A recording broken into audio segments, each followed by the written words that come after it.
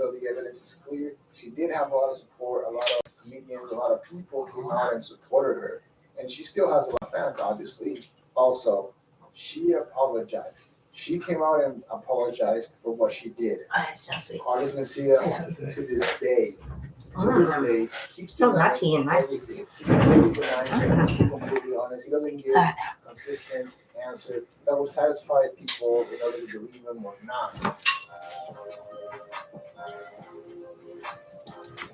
And if you made it this far, leave a comment, hit the like button, subscribe to the channel. It really helps out a lot, so I really appreciate that. And we will be uploading content at least trying to expose Artist Messiah. So when Rowan finally was allowed back in the store, him and everybody around them, his friends, adapted this very peculiar way of speaking about each other. Whenever one of their friends or colleagues would get brought up in conversation, they would always refer to that person as the best person, the genius person. It's gonna be fun. Eddie's gonna be in it. That's what you like. Just sent me a video today. I didn't look at it yet. Oh, Love him. yeah, I said. I know. No, he's the best. The best. He's the nicest person ever. They would always just say something positive about them. Only when somebody was clearly hated and was on the wrong, they would then negatively talk bad about them. And if you think about it, that's somewhat a healthy environment to be around, I believe. Because essentially, if anybody didn't follow this etiquette, if anybody broke these rules, well, they would have made the chance of ever being on the Joe Rogan Experience. And some people don't realize this, but a good appearance, H30, on the Joe Rogan Experience is life-changing and career-changing. Joe Rogan has given so many people careers. So many people are having successful careers thanks to being on the Joe Rogan Experience. His MO is so effective that people like Andrew Schultz literally got a spot on the Joe Rogan Experience just because Brendan Schaub told Rogan that the guy was very funny and you must listen to him. And well, after that, completely blew up. So again, this was a perfect environment for podcasters / comics like Brendan Schaub himself to thrive and have a successful career. And well, that all came to an end on September 2020 when Joe Rogan decided to finally make the move from LA to Austin, Texas. This move was so huge that a lot of other comics actually moved their entire lives, their entire careers to Texas just to follow Joe Rogan. That's how massive, that's how insanely influential.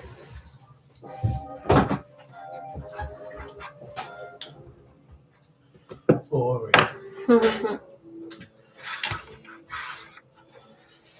100 years on, the Great War still has enduring resonance. But our understanding of it is often a caricatured mixture of modern day poets and poets. In this series, I want to plan that out. Check it out. When everyone asks where you live in Sydney, Mm-hmm. just say you're from the area.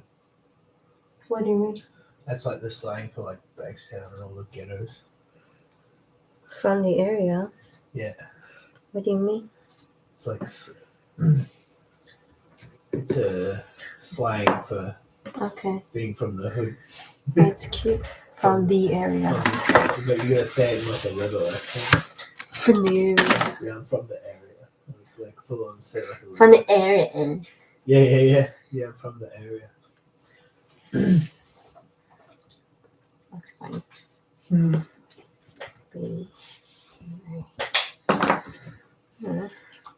having more ice cream.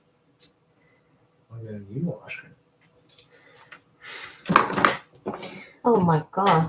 Baby, how much ice cream are you having? Shut up. More. No, I don't want more. Yeah. I gotta do this. You can have it. We have it, baby.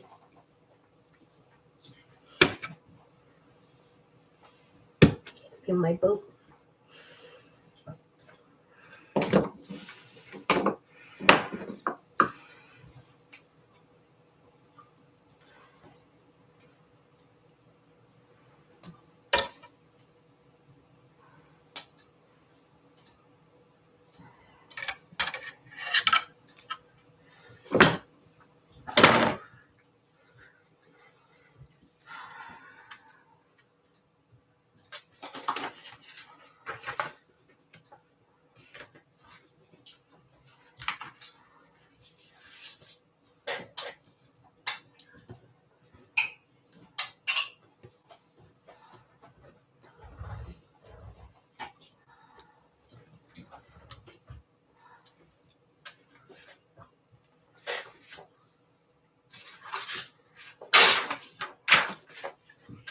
In today's video, I will be doing something a little bit different.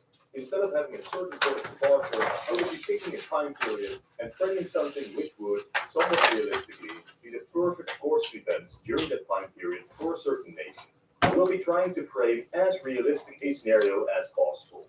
No pipe dreams, no crazy things like Russia and France literally disappear from the face of the earth. We will just be looking at what happened in history and how we might alter events and situations slightly to create the perfect course of events for a certain nation. In this case, Imperial Germany. Now, when creating this perfect scenario, I will be focusing on German geopolitical ambitions and not their internal politics. This is for the simple reason that the perfect German political path will change with each person's personal ideals. As such, it is much more subjective than exploring territorial and geopolitical goals for the German leadership of that period. But first, a word from our sponsor. As we delve into the secrets of it, that's where Atlas and traffic, ads, as someone interested in histories are off, you can get better deals if you are doing research, big deal, because for just $1.19 low practically ramp up their efforts 1860. Description below. We will start our story in an alternate 1864, with Prussia starting to significantly ramp up their efforts to unify the German states. This would result in a war breaking out between the Danes on one side and the Austrians and the Prussians on the other. In our timeline, after Danish defeats in this war, we would see Denmark fully retreat from Schleswig-Holstein. Alternatively, though, the Danish king had offered to fully join Denmark into the German Confederation, if Denmark was allowed to keep and integrate its German territories. In our timeline, this was rejected by Bismarck, as Bismarck preferred his future German empire not to include too many non-German territories. In this alternate timeline, though, through negotiations between the Austrian emperor and the Prussian and Danish kings, the entirety of Denmark is added to the German Confederation. The next conflict would see the Prussians face off against the Austrians over dominance over the German states. In our own timeline, the Austrians were defeated, the great powers of Europe remained neutral, and Prussia showed great leniency towards the Austrians, not taking any Austrian territory despite internal calls for doing so. I will not change this in this scenario, as by refraining from taking Austrian territory, Austria remained a potential ally into the future, while taking any territory would likely turn Austria into a permanent enemy of the new German state. Not to mention that not taking any Austrian territory also helped ensure that the great powers didn't work in this scenario, as by refraining from taking Austrian territory, Austria remained a potential ally into the future, while taking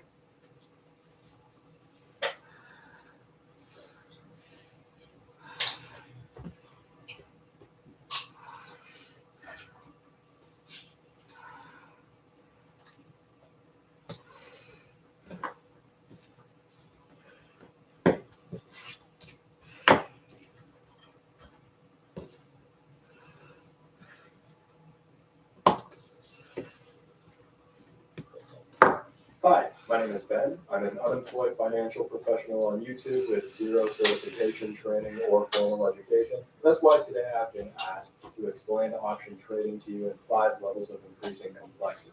Modern world, whether you like it or not, you're probably going to be downloading Robinhood or some Robinhood equivalent at some point in your life. I'm not here to make judgments about whether putting options at people's fingertips in a fun, gamified format with practically zero legitimate vetting process is a good thing. You can look at the data and make that decision for yourself. Also, I decided to do some picture book drawings because I'm better at reading.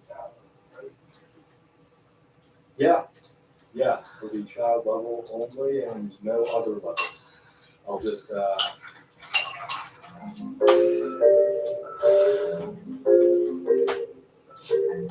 you lose all your fucking money.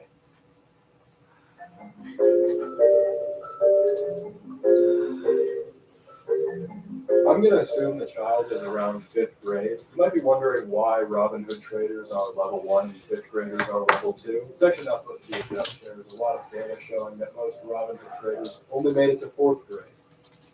That's There's no Robinhood fucking way trading. to explain this to a kid, okay, which is concerning because so many kids have their hands on these things. I tried to find a kid for this video. I was looking around the street, could not find one. So I'm just going to explain it myself, as I am with the other levels as well, because I have no friends. I can tell you the Investopedia definition. An option offers the buyer the opportunity to buy a certain number of shares at a given price. Who cares, right? Who cares what an option is? All of that information is abundantly available in 10,000 other places around the internet. I'm here to tell you what an option does.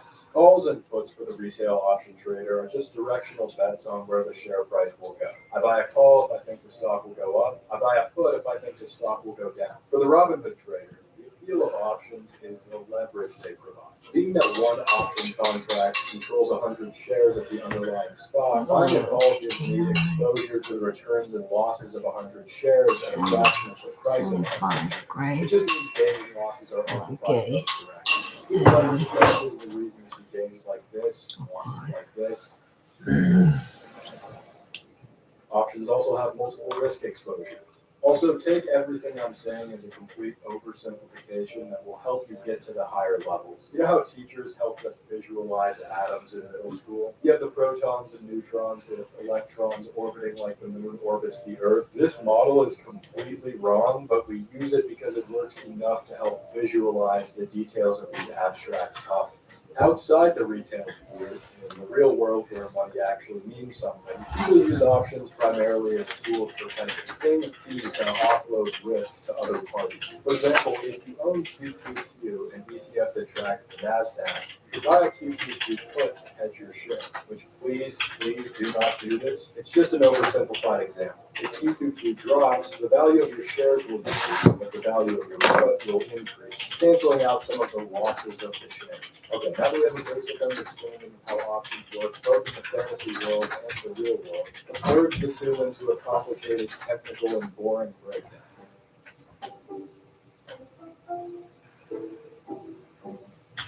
So all of these options in Robinhood, where do they come from? Enter the option market.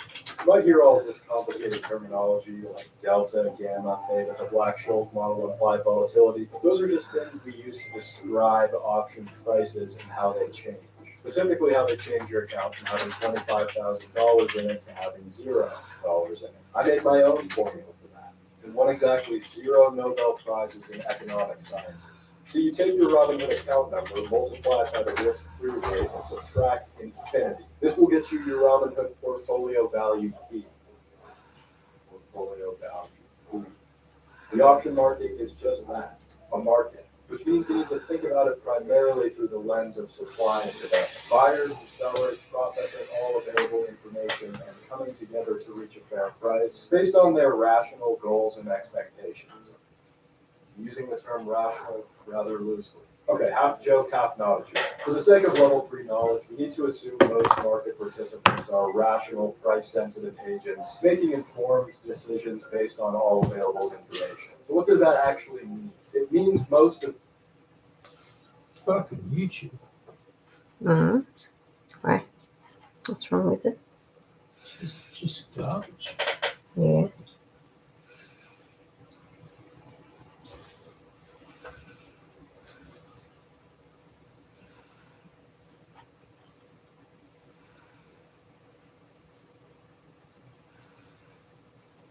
Mm. Yeah.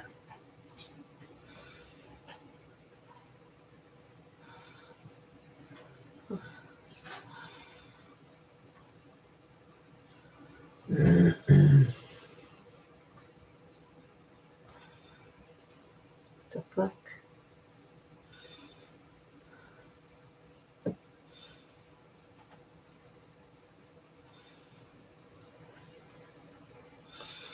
I'm gonna paint this little shit.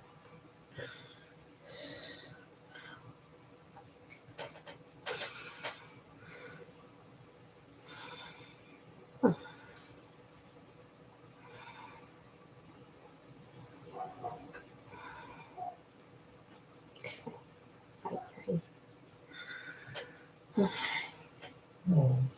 What? Sorry.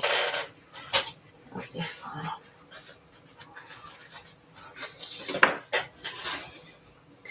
Okay. In Italy, the religion and Catholicism of the dog is Ferrari. And elsewhere in the world, Ferrari has has become a brand name to rival Lear or Rolex or the House of Windsor. A Ferrari these days is more than a simple motor car. It's a steel deity. It's sex on wheels. Now, tonight, in a program given over exclusively to what has become an Italian legend, we're going to try and explain what it is that makes the Ferrari so special. All you have to do is sit back, put your feet up, and enjoy half an hour of automotive pornography. Automotive pornography. It sounds the same throughout the years. Yeah.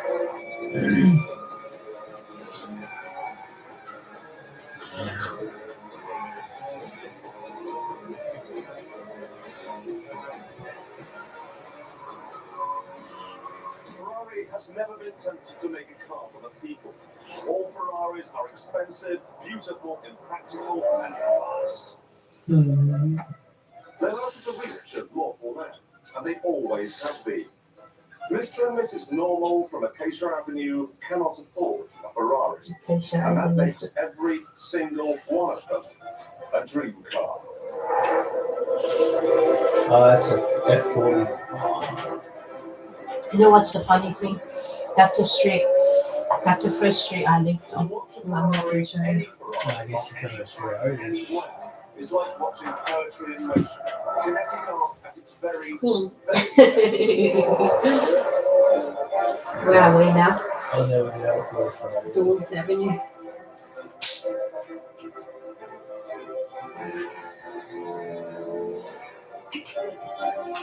It doesn't matter whether you're talking about an old 125 fire-spitting F40 or astonishing LM. These are more than mere cars. They're alive. They have a I heart. have a full one, but we can rent one. A Ferrari. Would you rent one? But you can't rent one in Australia. You can go to America. Really? Sucks. America's where you go when you want to go do stuff that you can't do in Australia. Because the list of stuff you can't do in Australia is very long. Yeah. True. Alright, the cheapest Ferrari available in Australia right now is $110,000. 110. 110. Wow. Make a Ferrari. And it's for a Ferrari Mondeo, which are just complete pieces of shit. Damn. So let's get rid of the Mondeos. Let's see what we can get. Everything but the Mondeo, motherfucker. Crazy.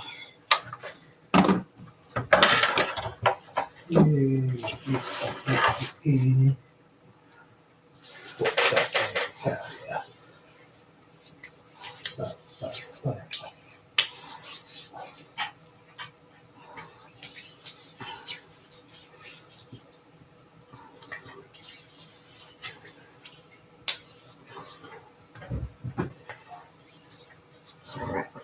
Let's do this. Alright.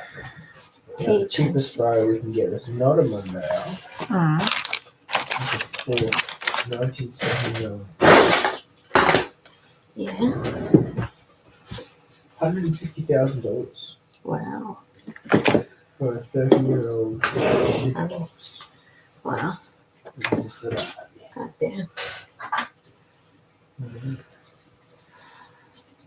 Well, Yeah, we can afford one, but what do we want to?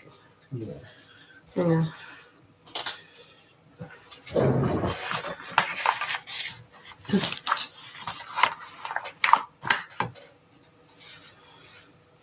Plenty of other cars to drive.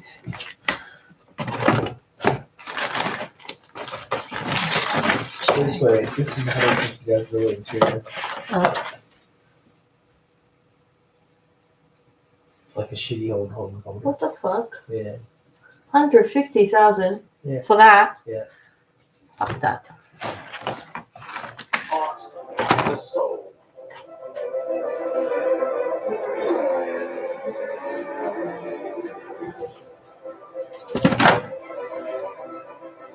They have this stands for Enzo Ferrari. T25, T26.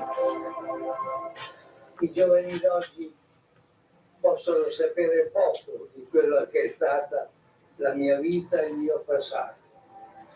Se dovessi dire che quando sono partito pensavo di farmi qualche cosa di più di una sola macchina, direi una pubblicità. Io da ragazzo, essendo nato in un'officina, ho pensato all'automobile e l'ho sempre amata. Ho sempre detto un giorno arriverò anch'io a farmi una macchina mia.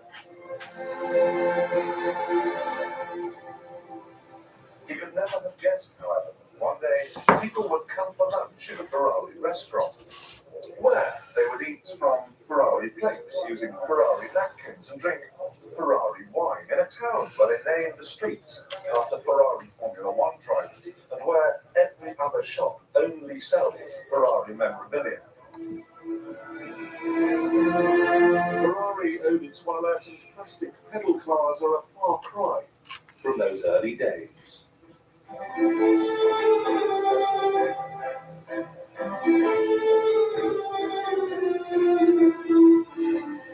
The war had only been over for 2 years when this arrived on the scene. It was the very first Ferrari, the 125C.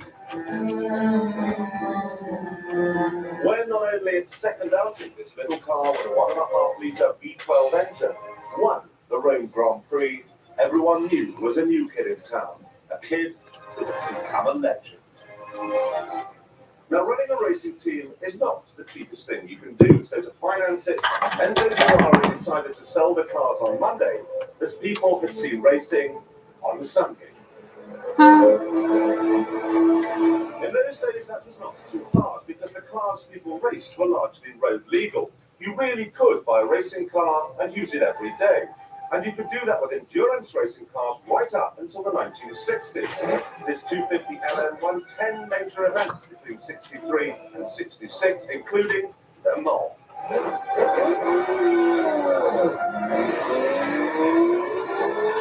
Just 35 were made, so they're now ferociously valuable. Even today, in the depressed market, you need to set aside a 7-figure sum to buy this car. It's worth it, though, for the noise alone. The noise alone. He knows how to be sarcastic.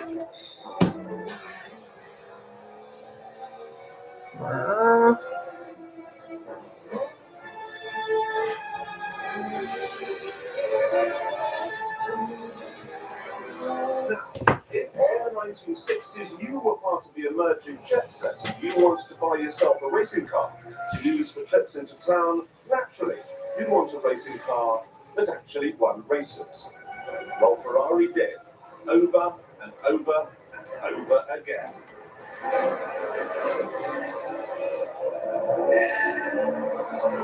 In 1958, they won the Mans and the Formula One World Championship in the same year. Then they did it again in 1960 and again in 1964. No one had ever done that before. No one has ever done it since, and chances are no one ever will. They were the winners, the champions, the greatest. The stars were queuing up to buy the cars. Everyone from Ingrid Bergman to Eric Clapton has had a Ferrari. This is perhaps the most famous and evocative of them all. It's the 250 GTO. At the height of the boom, when city traders would deal in soiled silverware, thought there was a market. One of these was reportedly sold for £10 million. Now that makes it the most valuable car in the world. But why? Why should it be a Ferrari and why a GTO? We need advice here. Or we need to talk to someone who really understands.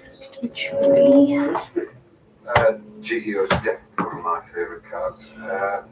I'm one of the many people in the world who wish they'd made more than 13 out of them. My father was Italian, and the first race I remember was a black and white BBC broadcast on Sunday afternoon.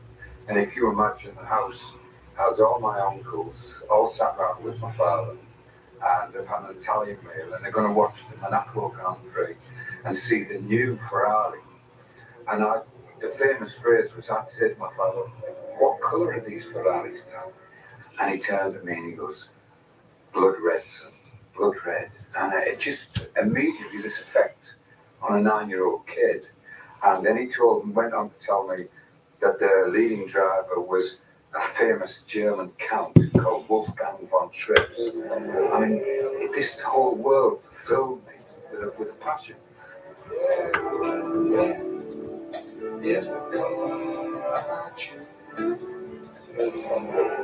and then unfortunately he was killed at Monza the same year. And that was the first person that I ever remember dying. And it actually did affect me. I was actually off school for 3 weeks and was completely distraught over this incident. Cities, those dense congregations of people and buildings, have made possible economies and lifestyles our early ancestors could never have imagined. Whether you thrive in or despise the concrete jungle, there is no denying its benefits. Putting all the people, houses, jobs, stores, offices, and diversions in one place gives us humans opportunities that wouldn't be possible if we all lived agrarian lifestyles spread out across the countryside. But there are some negative consequences that come from cramming so much into such a small area. At no time is this more clear than when it rains. Managing the flow of runoff through a city is an immensely complex challenge that affects us in so many ways, from public safety to property rights. Finish 2 The more. Premier League has grown to become the richest football league in the world. I'm going But to in keep doing it just so, in case. three things. Until Battleship is The reason the Premier League teams are able to buy the majority of the world's most desirable players. It's also the reason that they then spend and sell, leading to unmovable players on big contracts and squad stagnation. Next Which time. begs the question, how big is the downside of having all of the money in the world?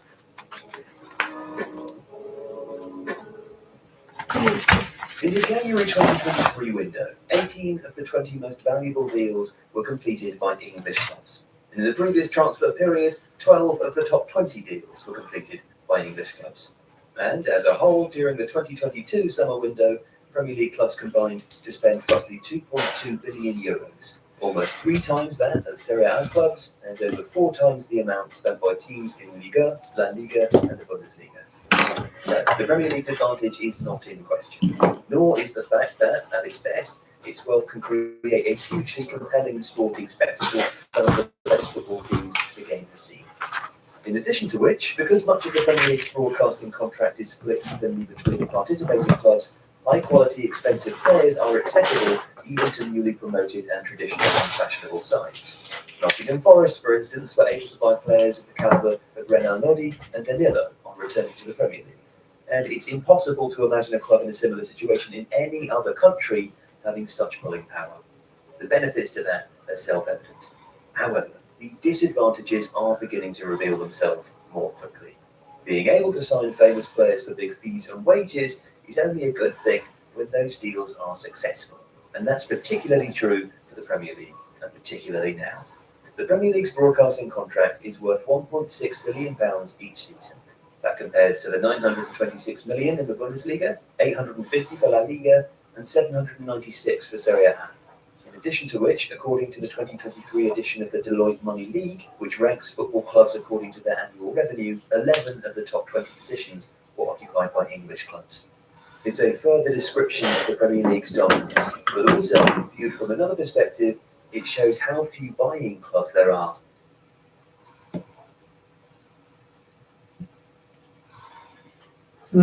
Cheers, everybody.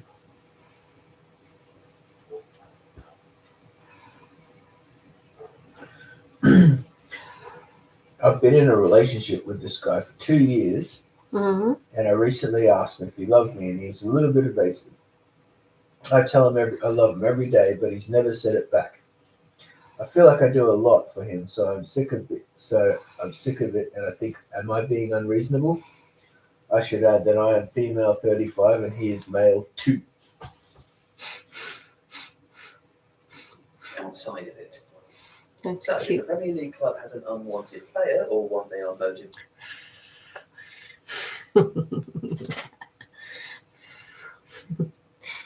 It's gonna be me and Matt Doodle. I mean, Matt Donut.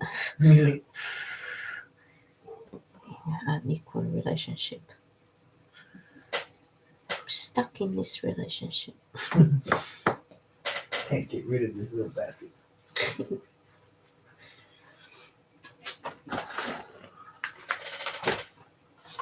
Reloaded. So, if you're ready,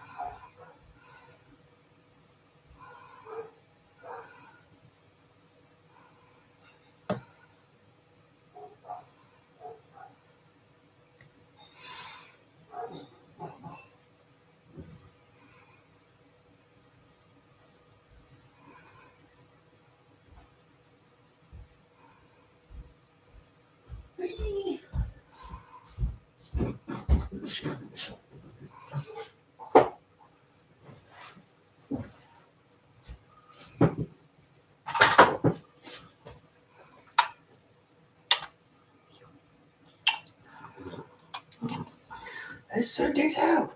No.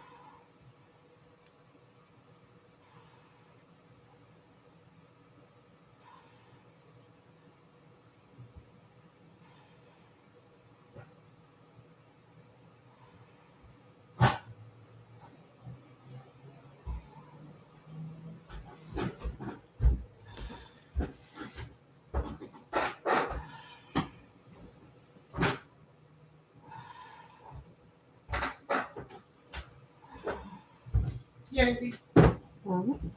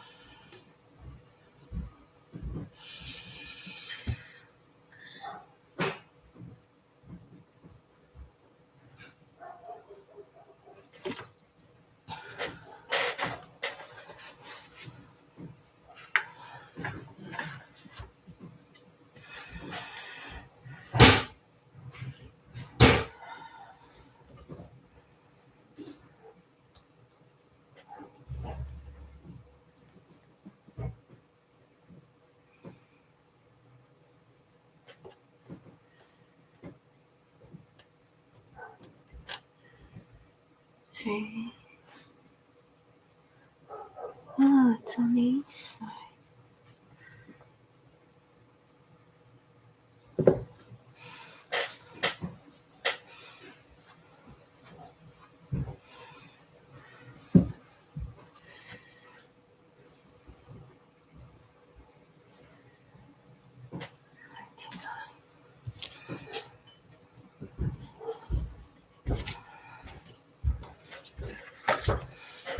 You know, it's fascinating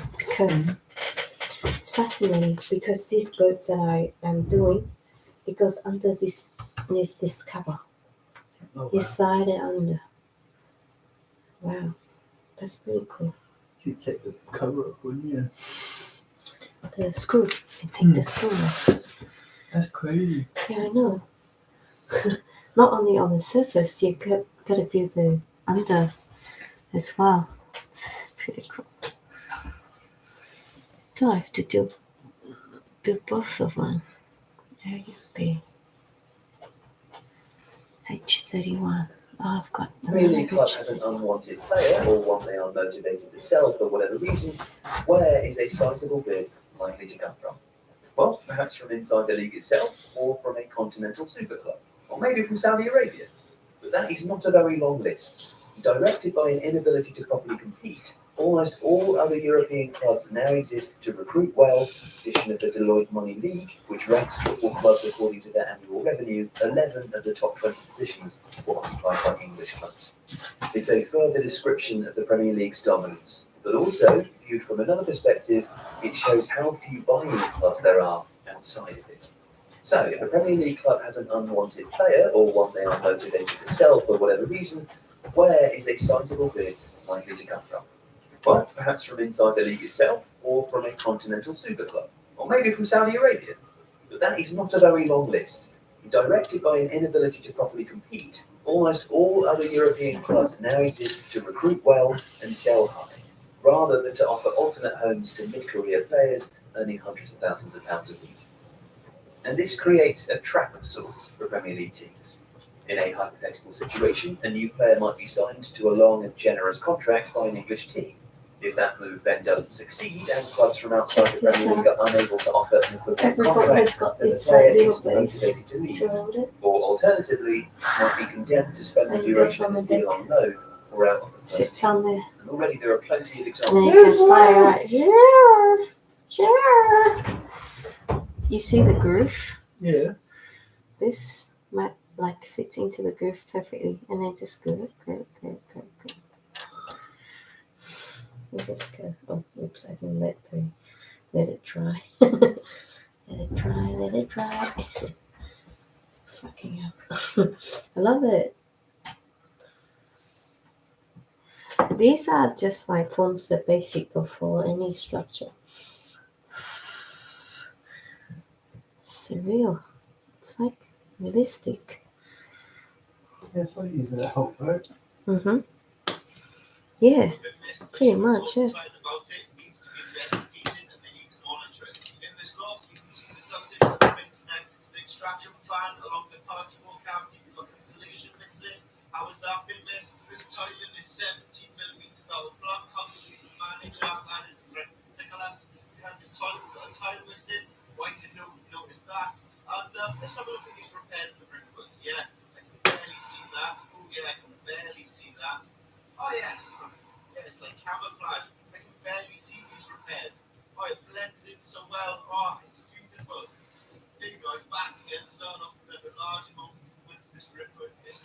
Now, this shouldn't have been missed. They should have told the client about it. It needs to be live. I'm a management consultant, and I'm absolutely flying by the seat of my pants. My job is to advise people in sectors that I've never actually worked in myself.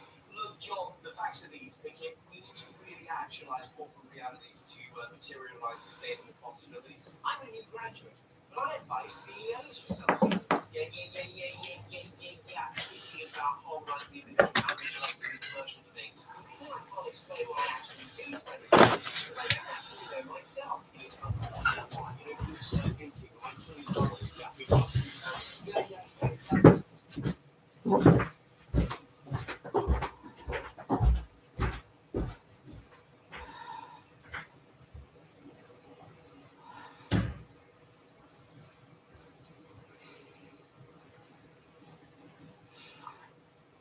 No.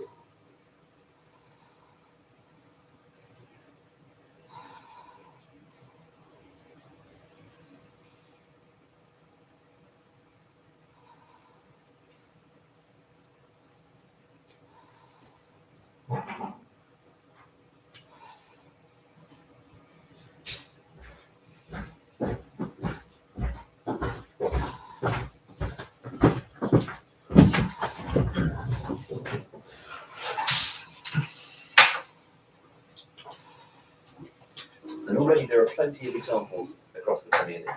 Among others, Tanguy Ndombele and Giovanni Lo Celso at Tottenham, Anthony Martial, Harry Maguire and Donny van de Beek at Manchester United, Romelu Lukaku and the recently released Bakayoko at Chelsea, and Calvin Phillips at Manchester City.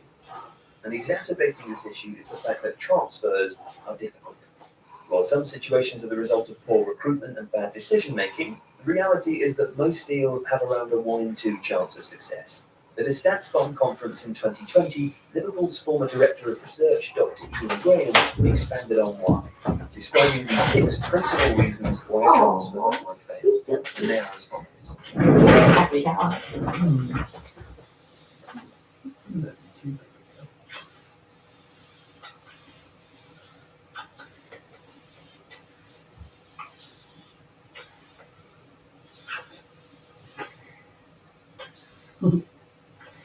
You take so fresh. Toothpaste and orange juice. Like toothpaste and orange juice.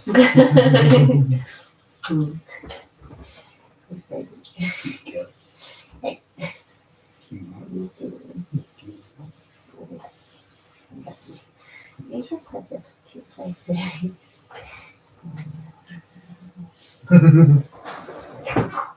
Oh, you're so precious, baby. You're the best.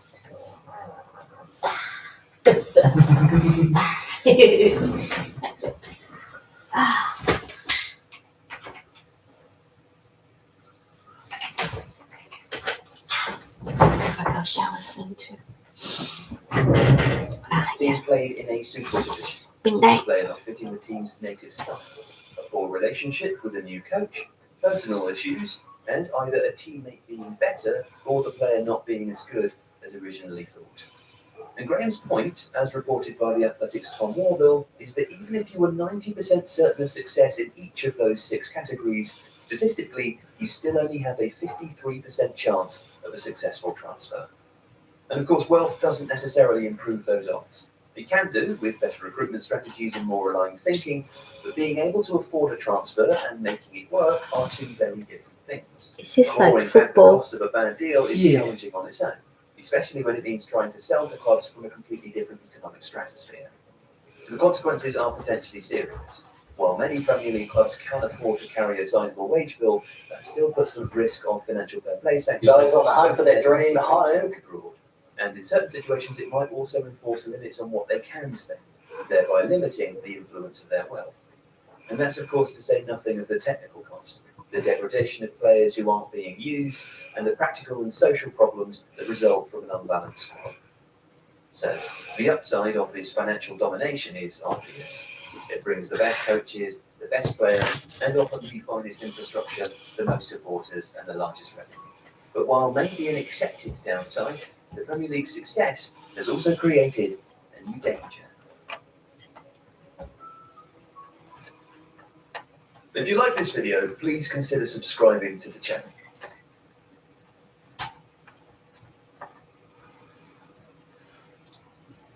Mercedes in the 1980s had a pretty good idea about what their cars should be. Well-built, dependable, comfortable cars presented as either a convertible, a saloon, an estate, or even a coupe if you're feeling very adventurous. They weren't boring exactly, but I can't imagine many people had their pants set alight by a W126 S-Class, despite its excellence. And oh yeah, they also made this. This is the story of the Mercedes 190E 2.5 16 Evo 2. So that car looks mad, right? But how did Mercedes go from making this to making this? Well, it started with one of Mercedes' best-known platforms, the W201.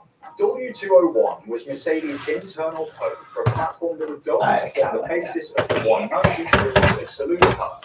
It was famously over-engineered, with Mercedes claiming to have invested £600 million in development, an investment that the company itself admits was probably somewhat superfluous. However, it resulted in one of the automotive world's strongest and most well-loved platforms. Development took place throughout the late 1970s and into the company itself admits was probably somewhat superfluous, a platform that would go on to form the basis of the 190 series of saloon cars. It was famously over-engineered, with Mercedes claiming to have invested £600 million in development, an investment that the company itself admits was probably somewhat superfluous. However, it resulted in one of the automotive world's strongest and most well-loved platforms. Development took place throughout the late 1970s and into the early 1980s. And by 1982, Mercedes were ready to put their new smaller sedan on sale. I could tell you all the little details about the many variations of the 190 through its over 10 years in production, but I know why you're here. You're here to hear about racing. Luckily, Mercedes were having similar thoughts. You're here to hear about racing. The Cosworth tube, Mercedes 190E 2.316B, just like that. As the lengthy and rather digit-heavy name would suggest, the car now had a 16-valve, 2.3-litre inline four-cylinder engine that had been meddled with by Cosworth. The extra Cosworth bits helped the engine produce 186 brake horsepower, approximately 50 brake horsepower more than the standard car. And this wasn't without reason. The appetite for racing these cars was strong. The 190E 2.316B with its pokey Cosworth engine was all the encouragement a small team at AMG needed to build something for the track. The Deutsche Tourenwagen Meisterschaft had stoked the German sporting spirit, bringing in some of Europe's leading car manufacturers to fight it out on track to see who really made the best cars. Mercedes had been eyeing up DTM for a while, and they knew that an 8-valve, 2.3-litre inline four-cylinder engine probably wasn't going to cut the mustard against their rivals. The Cosworth partnership was an effort to put a strong performance engine into series production, homologating it for use in DTM. AMG were asked to work their magic. They partnered with Marco RSM, the personal race team of Helmut Marko, a name that you will recognize if you follow Formula One at all, to build a race car, to turn the new, sportiest version of the 190E into a serious race car capable of serious results. It's worth mentioning at this point, if you haven't picked up already, that DTM operates under the Group A regulations, meaning that the race cars have to be very closely related to a road car, of which at least 500 have been made. The road trim of the 2.3-litre Cosworth inline four wasn't bad by any means, but it only produced around 186 brake horsepower. But with a tune-up and some racing-specific parts, as well as some feckling with the rest of the car to make it track-ready, the 190E 2.316B was ready to be let out onto the track. If you're enjoying the video so far, tap the like button. It makes a huge difference. First competing in 1986, the 190E quickly proved it was a competitive machine, with Marco RSM driver Volker Fiedler playing a race win and enough podium finishes to grab second place in the championship in his 190E, an exceptional start for Mercedes. For 1987, the hope was to carry that momentum forward and hopefully achieve even better results. Unfortunately, fate had other ideas. Marco RSM entered 3 190E 2.3s into the DTM. However, the best result any of them could manage was a third-place finish in the opening round. It was all downhill from there, with the best championship ending being 9th place for Jürgen Van Ommen. Mercedes had been roundly beaten by both BMW and Ford, something needed to change.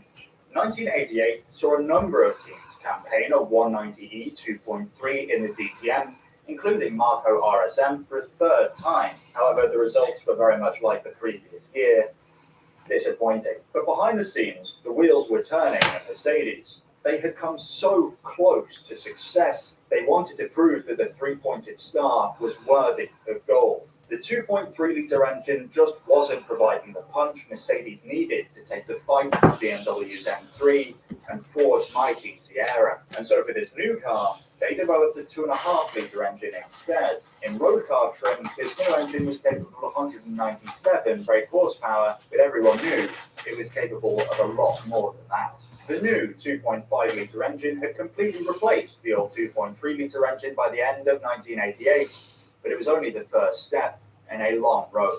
In March of 1989, at the Geneva Motor Show, Mercedes unveiled their grand plan. It was clearly a Mercedes 190E, but it did have some not-so-subtle changes that would differentiate it from a normal car. It, of course, had the new 2.5-litre engine, but it also had wider wheel arches and a brand new rear wing. Keener onlookers might have looked inside the car and seen a switch to control the suspension height, revealing a massive upgrade to the car's underpinnings. They also upgraded the car's brakes. The car was the 190E Evo.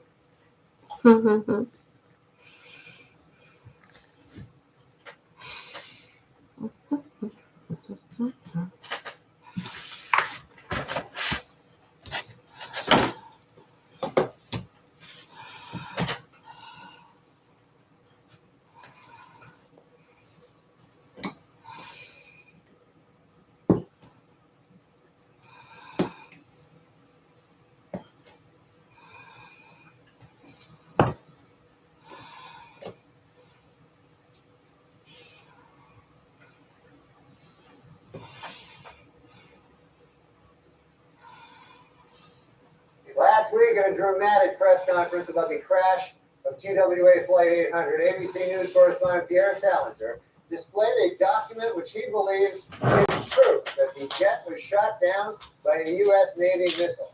Later, he proudly showed reporters his solid gold Rolex that he bought on the street for just $15.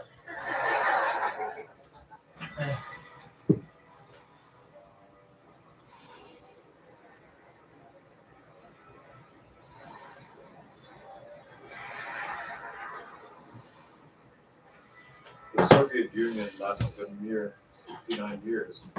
The Spitfire's been flying longer. In that time, produced some of the largest, fastest, toughest, most agile aircraft. Even now, 27 years after its collapse, almost all Russian and Ukrainian aircraft have their roots in the communist superstate. Favoring clever, robust design over high technology and refinement, the Soviet approach enabled the mass production of cheap machines. Many of these were outstanding, but some, for reasons of politics or bad luck or incompetence, were not all. Let's pack beer and golf ball and take a walk through the rusting graveyard of the 11 worst Soviet aircraft. 11. The Tupolev Tu-116. With the death of Stalin, the Khrushchev thaw left the Soviet Union in the tricky position of wanting to engage with the wider world, but with no ingenious way of getting there. Fearing that mating an airliner fuselage to the wings of the Tu-95 to make the Tu-114 would take more time than was available before a 1959 state visit to the USA, a less ambitious backup plan was made. The Tu-116 replaced the Tu-95's bomb bays with a passenger compartment for the head of state and his entourage, in a prescient nod to post-9/11 security arrangements. It was impossible to access the cockpit from the passenger compartment, and messages were passed by pneumatic tube. While no one appeared to think arriving on a diplomatic mission in something that looked exactly like a strategic bomber might be a bad idea, The nail in the coffin of the Chu-116 was actually the 737 style air stair that allowed the first secretary of the Communist Party to emerge from the bowels of the aircraft, something he deemed beneath his stem. Deprived of their mating and airliner fuselage Soviet aircraft. You're uncomfortable? 11. The Tupolev Chu-116. What's wrong, baby? With the death of Stalin, the Khrushchev thaw left the Soviet Union in the tricky position of wanting to engage in the wider world with no communist way of getting there. Fearing that mating an airliner fuselage.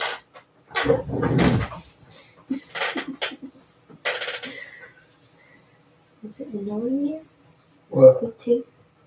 Or is that just like, is there like something behind your tooth that's like bugging you? That's what? Nothing.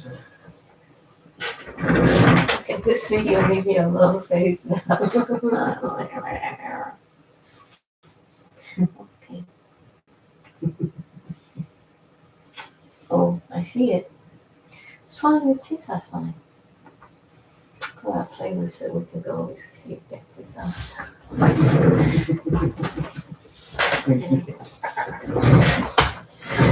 Barrage to the wings of the Chu-95 to make the Chu-114 would take more time than was available before a 1959 state visit to the USA. A less ambitious backup plan was made. The Chu-116 replaced the Chu-95's bomb bays with a passenger compartment for the head of state and his entourage. In a prescient nod to post-9/11 security arrangements, it was impossible to access the cockpit from the passenger compartment, and messages were passed by pneumatic tube. While no one appeared to think arriving on a diplomatic mission in something that looked exactly like a strategic bomber might be a bad idea, the nail in the coffin of the Chu-116 was actually the 737 style air stair that allowed the first secretary of the Communist Party to emerge from the bowels of the aircraft, something he deemed beneath his stem. Deprived of their raison d'etre, the two aircraft served out their miserable lives flying technicians to the Semipalatinsk nuclear test site, presumably to ensure that the Frankenliner was hidden from public view.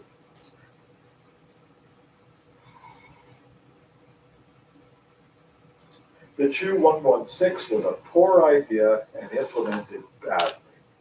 It was mercifully left to wallow in obscurity, somewhat like the Miss Havisham of Soviet aviation. 10. The Tupolev Tu-22, Blind John the Man-Eater. The Tu-22 medium bomber, first flown in 1962, was a dangerous hot rod with a litany of design flaws. Its VD-7M engines were unreliable and caused a spate of lethal accidents. The aircraft was already hard to handle. According to one pilot, 2 flights with no autopilot drained all the strength. Tu-22 pilots had to be physically strong and keep both hands on the control unit at all times. The landing speed was perhaps the worst of any suicidal operational missions. aircraft. It was forbidden for pilots to go under 180 miles an hour. The ejection seats ejected downward, a sobering prospect for low-level escapes. Pre-flight preparations took at least 3 hours, and other common procedures required 24 hours of maintenance. The high-mounted engines were exceptionally inconvenient for maintenance crew to reach, and its abysmal visibility from the cockpit resulted in one of its nicknames, Blind John. Another less flattering nickname was the Man-Eater. Number 9, the Sukhoi Su-7. For the first 2 decades after World War II, the Soviet Union wasn't great at building ground attack aircraft. Ilyushin's classic wartime Sturmovik soldiered on for a while, but in the era of atomic weapons, the use of aircraft for battlefield close support fell out of favor within the Red Army. If Soviet troops were to need firepower, they could call upon artillery and nuclear-tipped battlefield missiles, and more artillery. With the explosion of counterinsurgency and brush fire conflicts in the mid-1960s, it was time to reassess the ground attack aircraft. One quick fix was to add bombs and rockets to the aircraft. But the USSR's first purpose-designed jet-powered ground attacker to reach service was the Sukhoi Su-7. Unfortunately, it wasn't great. The Soviets never took it to battle, but the Americans did. It worked impressive. In July 1967, Egyptian pilot Tassin Zaki was in a formation of 12 Su-7s that was to attack Israeli forces opposite the Suez Canal. Loaded with 4 500-kilogram bombs each, the jets suffered so much drag that they couldn't accelerate beyond 600 kilometers an hour. They also proved very difficult to control. The Su-7 was never a very stable aircraft at such slow speeds, Zaki reflected in Arab names. But provided it made it over the battlefield unscathed, the Su-7 was hampered by dismal range, meaning it was unable to loiter where it was needed. The powerful Lyuka AL-7F-1 turbojet took up so much space that there was little room left for fuel tanks. It was vulnerable to foreign objects and without air-to-air missile capability, it was unable to protect itself other than with its 2 NR-30 cannons. Were it unfortunate to get into a dogfight with an Israeli Mirage, Arab pilots found that its fuel was quickly exhausted. Now, final word goes to Egyptian pilot Gabr al-Ghali. The Su-7 was a totally bloody, useless aircraft. It had a feeble bomb load and ineffective rockets only. The only Sukhoi that ever really showed an improvement over the MiG-17 was the Su-20, which we received only years later. Number 8, the Lavochkin Lag 3. A pathetic climb rate, sluggish top speed, poor build quality, the inability to pull out of a dive or even to perform a sharp turn are among the many failings of the lamentable Lag.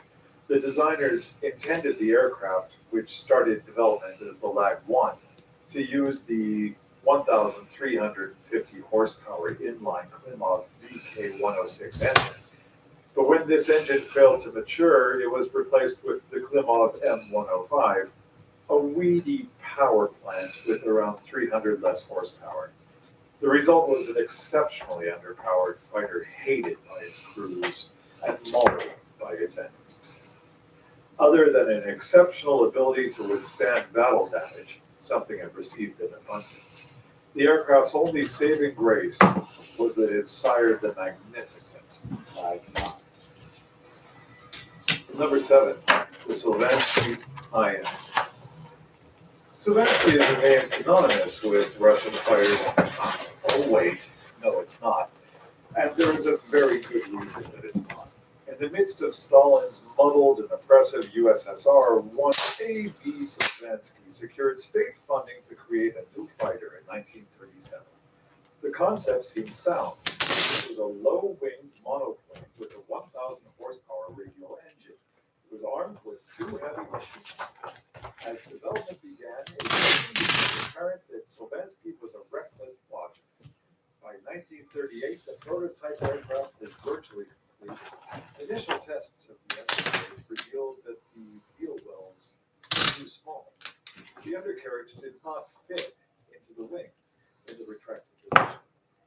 How this elementary mistake had been made is hard to understand, but the solution was simple. The undercarriage legs were just short. Now the undercarriage could be retracted. It was realized that the wheel bearings were too shallow, so the undercarriage would stick out into the airstream, producing drag. Now, deciding not to rectify this issue, the team then fitted the propeller.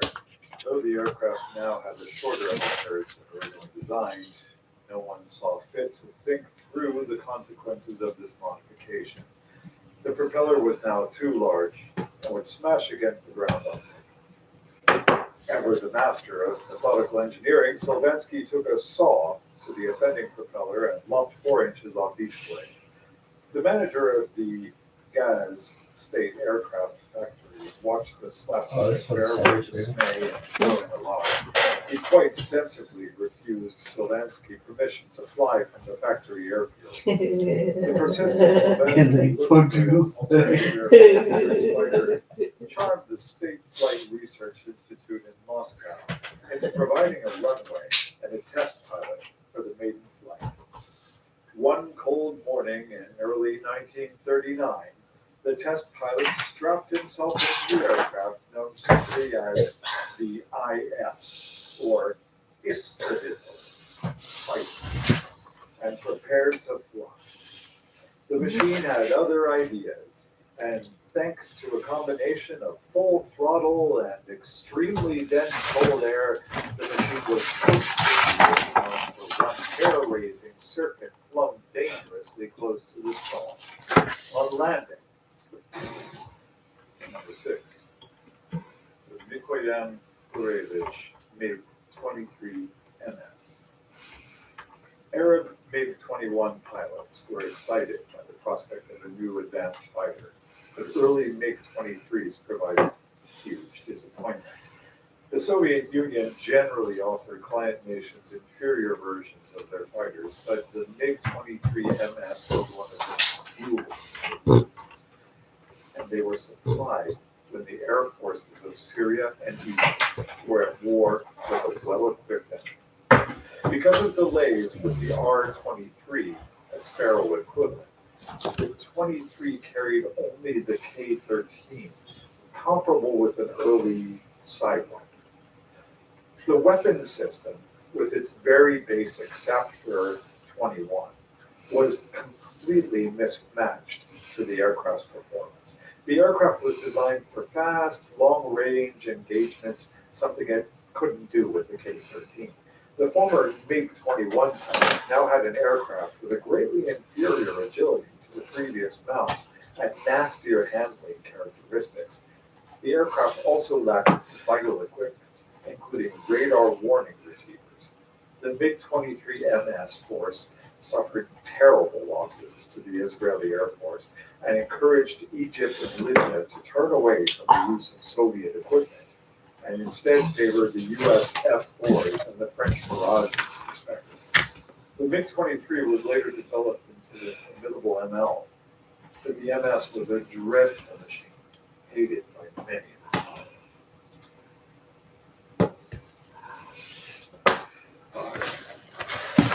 Antonov AN-10, Bulgakov's Magic Capsule. The AN-10 was it's almost as if the Ministry of Aircraft Production gave a brief to Antonov to make flying more unpleasant and dangerous. If this was the brief, then Antonov succeeded with a plum, and this aircraft shouldn't have made this list. Initial test flights revealed stability issues leading to ungainly ventral fins, but even these didn't fix the problem. And further stabilizing devices, quasi-winglets, were added to the horizontal tails, which was great, apart from making the aircraft wickedly uncomfortable. It shook like a phoenix, perhaps even worse. Then there was the insufficient amount of windows causing nausea in those prone to air sickness. There was also a lack of a real baggage hold. The low floor took up this space. An almost criminal deficiency for any aircraft, let alone one based in the USSR, was the faulty anti-icing system. 2 aircraft were lost in its first winter, resulting in the deaths of 72 people. A paltry 104 AN-10s were produced, but of these, at least 12 were lost, most with fatalities. The straw that broke the camel's back? After a mere 13 years in service, the metal fatigue made the wings fall off. It wasn't all bad. At least you could rise to your likely doing in a large company. Number 4, the Tupolev Tu-144. Its chief designer, its passengers, and its launch customer were all less than enamored with the Tupolev Tu-144, the Soviet Konkordsky, for many valid reasons. On the last day of 1968, the Tu-144 became the first supersonic airliner to fly. It was 2 months ahead of Concorde's maiden flight, but in the rush to achieve this symbolic victory, Tupolev had made the dog. The first flight was misleading. The production machine was virtually a complete redesign, most notably in the critical relationship between the wing and the air. Its design was aided by a huge national effort. Even its chief designer, Alexei Tupolev, thought it was given too great a priority. Almost all state funding for civil aviation went into the Tu-144 at the detriment of more conservative and more useful designs, such as the Il-86, as well as huge centralized efforts. Darker methods were used to collect useful data. Sergei Pavlov, a senior Aeroflot representative in France, was banished by a personal dictate from the French President de Gaulle in 1965. Pavlov had made a concerted effort to extract information from the program and had employed 2 French communists to spy on Toulouse. At the 1973 Paris Air Show, the 2 rival airliners were competing for foreign orders, and the second prototype was to be displayed. Its pilot, Mikhail Koslov, had boasted that he would give a better display than Concorde. "Just wait until you see us fly, then you'll see something." His words proved tragically prescient. The aircraft disintegrated in the air, killing Koslov and his crew. Following this, the launch customer Aeroflot decided not to put the aircraft on international passenger routes. When Tu-144 entered service in December 1975, it was assigned the less than glamorous task of transporting cargo. In late 1977, politicians decided that the Tu-144 should begin passenger services against the advice of Aeroflot and safety inspectors. Despite it being 7 years from its first flight, the aircraft was still unreliable. It was only able to perform one of its first 6 scheduled passenger flights. In 180 flight hours, the first 16 Tu-144s suffered more than 226 failures in various engines. Many of them, passengers were shocked by the cabin noise, with one declassified CIA report saying the cacophony of rushing air, engine noise, and air conditioners meant conversations in the rear of the aircraft had to be shouted.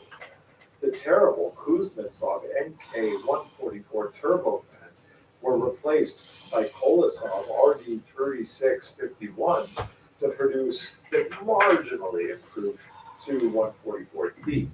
Whereas the cabin noise was unbearable, cabin depressurization was potentially illegal. There was also faulty de-icing equipment for the air intakes, poor fireproof paint, substandard navigation equipment, and a panoply of other failings. In 1977, Tupolev took the unprecedented step of asking the West for technical assistance, hardly a propaganda coup. The British government declined these requests. Handing technology to the designer of your enemy's nuclear bombers was too much to ask, even for the nation that had already given the USSR a great step up by giving them the world's best jet engines.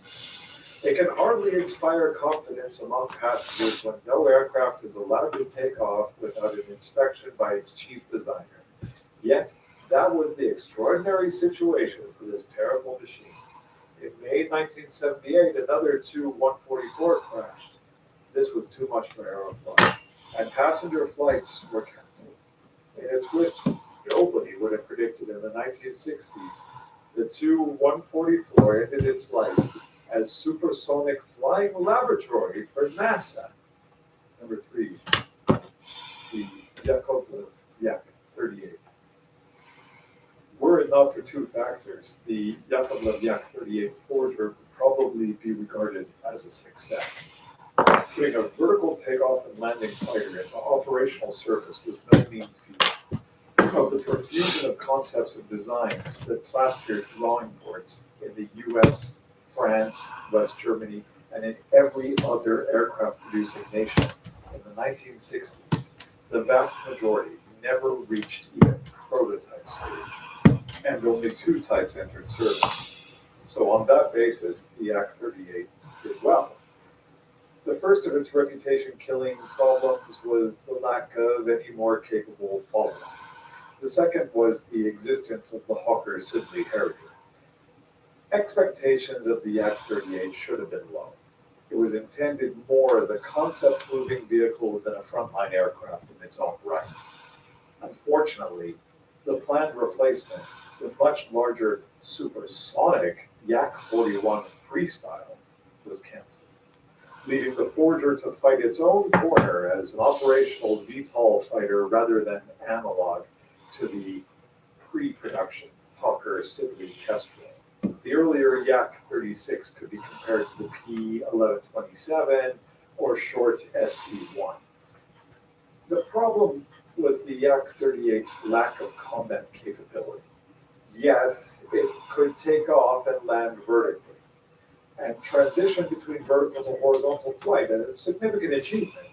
Unfortunately, its payload was derisory, and its range was pathetic. Its air-to-air capability was virtually non-existent. One reason was the Forger's VTOL concept. While the Harrier had a single engine and could use all of its thrust for horizontal or vertical flight, the Yak-38 had to lug 2 lift engines, dead weight at all other times than in vertical flight. In hot and high conditions, such as the combat evaluation it endured in Afghanistan, the Forger could carry less than 500 pounds of munitions. As a proof of concept vehicle, the Yak-38 only managed to prove that VTOL combat aircraft were only the Harrier had not disproved the point over the Falklands, Bosnia, Kosovo, and Afghanistan. Number 2, Sukhoi Su-2, a Soviet battle. The rather unassuming Su-2 was historically significant in being the first creation of model Sukhoi. The Su-2, both by design and unfortunate circumstance, did not anticipate any of this greatness. Designed at a time when metal was a strategically limited resource, the Su-2 was one of the last frontline aircraft that are not all metal construction prior to today's composite age. Other examples of mixed construction being the famously excellent Mosquito and the spectacularly atrocious Lag-3 series. Armed with a meager 4 mixed 762 light machine guns and a notoriously unwieldy turret, in locomotives hauled big into a disbelieving world. Their other big airplane, the Tupolev Ant-20, would... Hey. Mm. What's up? Go to bed, baby. Gone to bed? Yeah. Already? Okay. You're kidding me. Oh, yeah. No. Okay. I'm coming. There you go, come.